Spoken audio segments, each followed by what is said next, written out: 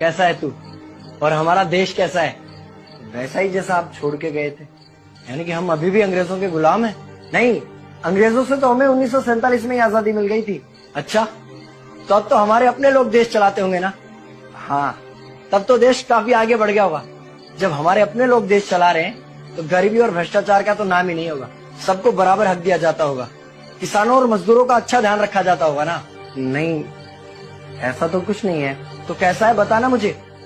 कैसे हमारे अपने नेता, हमारे आजाद भारत के नेता, 100 साल हो गए मुझे गए हुए, बताना।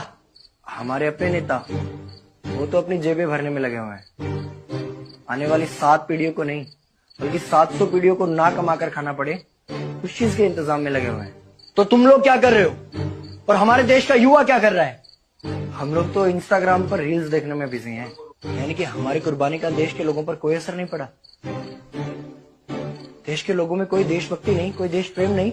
नहीं, ऐसा नहीं है। आपके लिए और देश के लिए बहुत प्रेम है भारत के लोगों के दिलों में। हर 15 अगस्त और 26 जनवरी को तिरंगा फहराते हैं, पूरे जोश के साथ भारत माता की जय बोलते हैं और आपकी डीपी भी लगाते हैं। और भारत और पाकिस्तान के क्रिकेट मैच के दौरान तो हमारी देशभक्ति पीक पर होती है। तुम इसे देशभक्ति समझते हो? तो फिर क्या है देशभक्ति? अगर तुम्हारी देशभक्ति समाज को सुधारने में, गरीबों को अच्छी शिक्षा या बराबर का हक नहीं दिलाती तो कोई काम की नहीं है तुम्हारी देशभक्ति। भ्रष्ट नेताओं और सरकार के खिलाफ आवाज उठाओ, लोगों को एकजुट करो। लेकिन अगर हमने सरकार के खिलाफ आवाज उठाई या नेताओं से सवाल पूछे तो हमें एंटी नेशनलिस्ट कहा जाएगा या हमें गद्दार करार दे दिया जाएगा। तो डरता है। 23 साल का था मैं जब अंग्रेजों ने मुझे फांसी पर चढ़ा दिया। मुझे तो आतंकवादी कहा गया था। अगर अब नहीं जागे तो ये देश सोता रहेगा। ये सरकारें, ये नेता देश को बेच खाएंगे। इस भ्रष्ट सरकारी तंत्र से लड़ो। देश को क्रांति की जरूरत है। क्रांति यानी कि हमें हथियार उठाने होंगे, बंदूकें उठानी होंगी जैसे आपने उठाई थी। नहीं, हमारी क्रांति विचारों की थी। जब अंग्रेजी हुकूमत ने हमारी आवाज नहीं सुनी तो हमने और जोर से आवाज लगाई और अपने विचार रखे।